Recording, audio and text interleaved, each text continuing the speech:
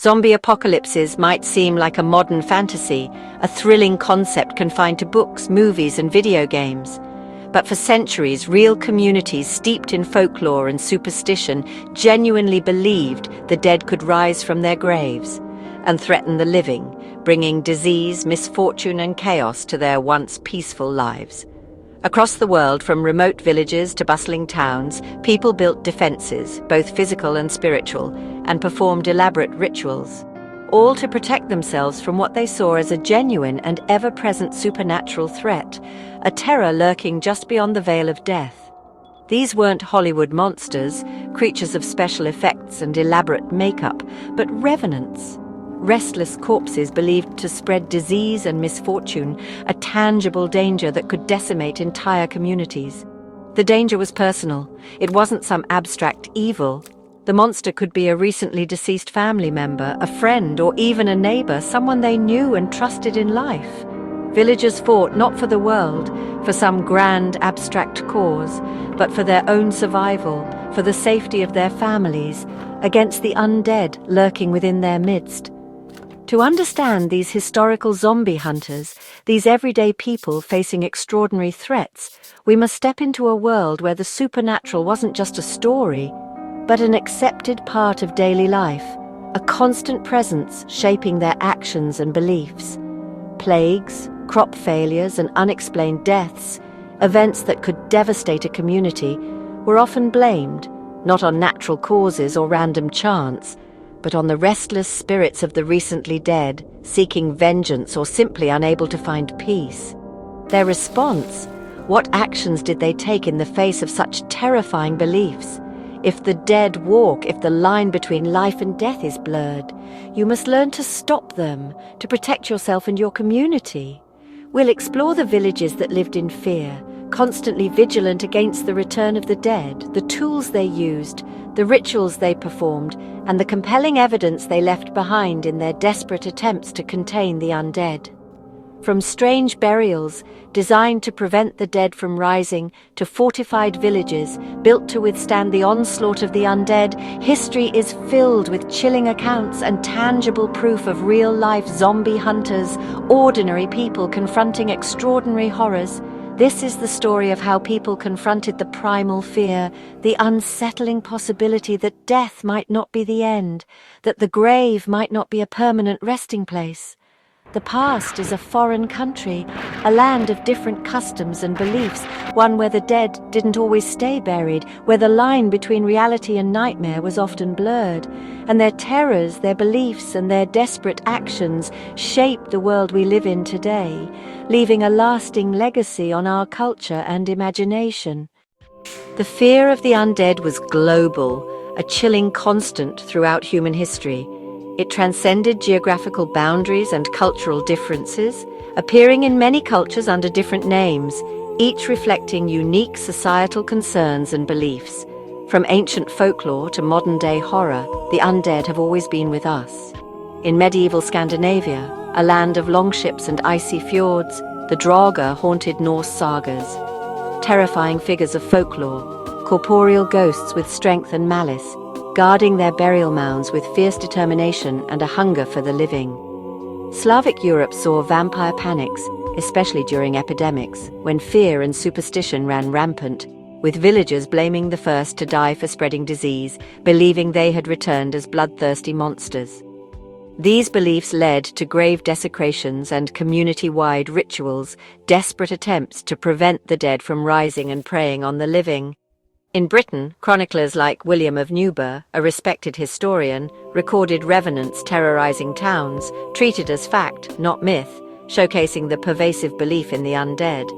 Beyond Europe, Haitian Vodou gave us the zombie, a figure deeply rooted in the island's history, a soulless victim enslaved by a sorcerer, stripped of their will and forced into servitude, reflecting the horrors of slavery and the fear of losing one's identity and freedom. Here, the fear was not of being eaten, as with many other undead creatures, but of losing autonomy, even after death, a fate perhaps even more terrifying than physical destruction.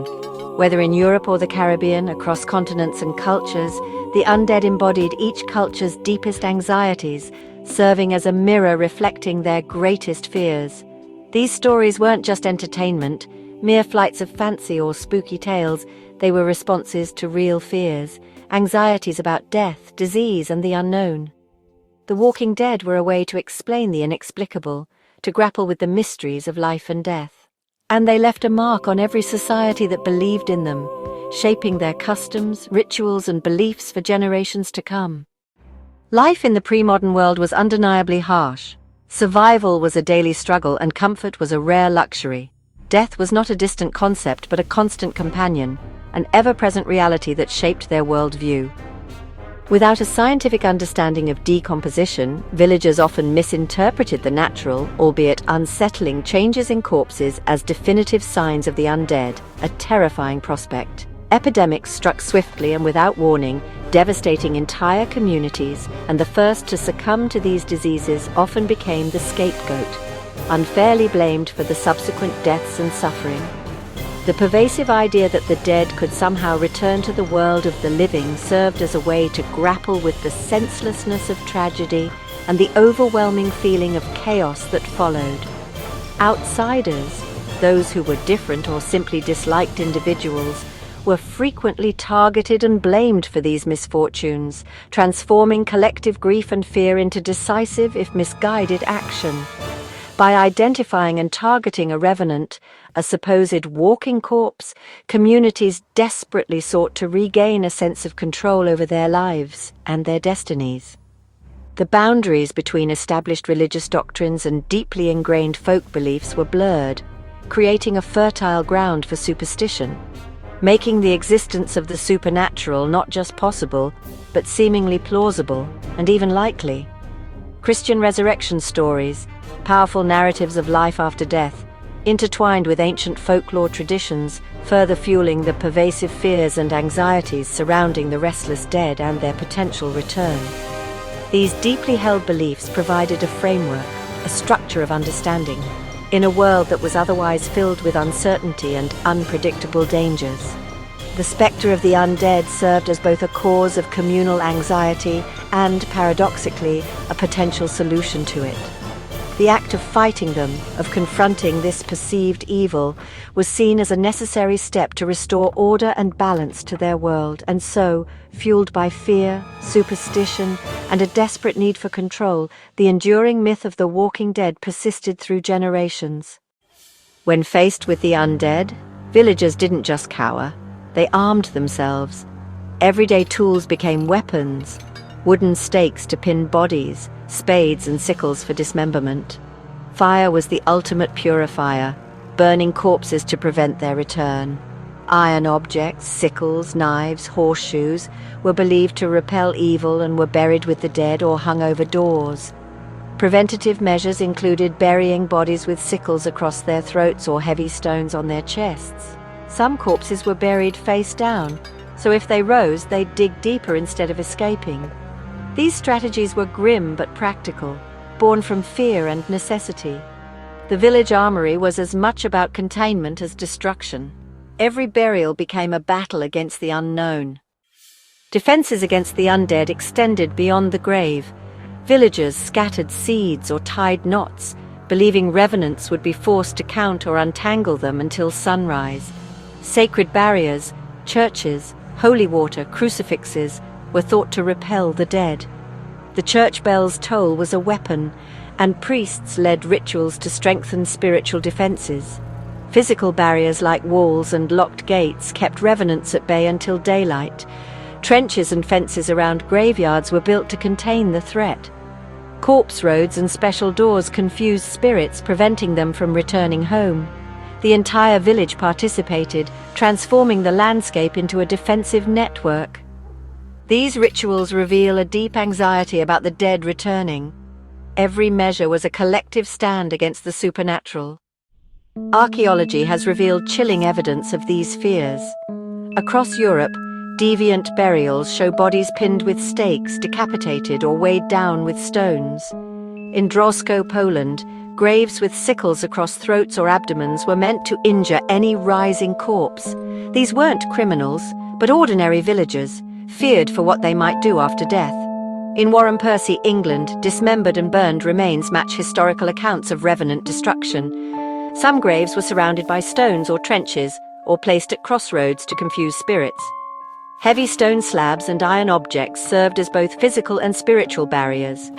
These discoveries prove that the fear of the undead shaped burial practices.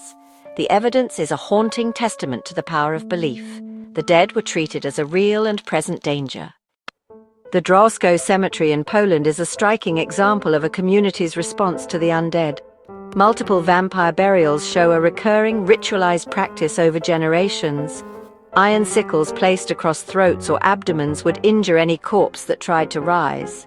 Stones under chins clamped jaws shut, preventing biting or calling out. Isotope analysis revealed these were locals, not outsiders, suggesting fear was directed inward. Likely, the first victims of cholera epidemics became scapegoats, blamed for spreading disease. These rituals gave villagers a sense of control during crisis.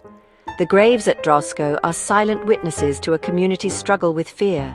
Their story is one of survival, ritual, and the desperate need to protect the living.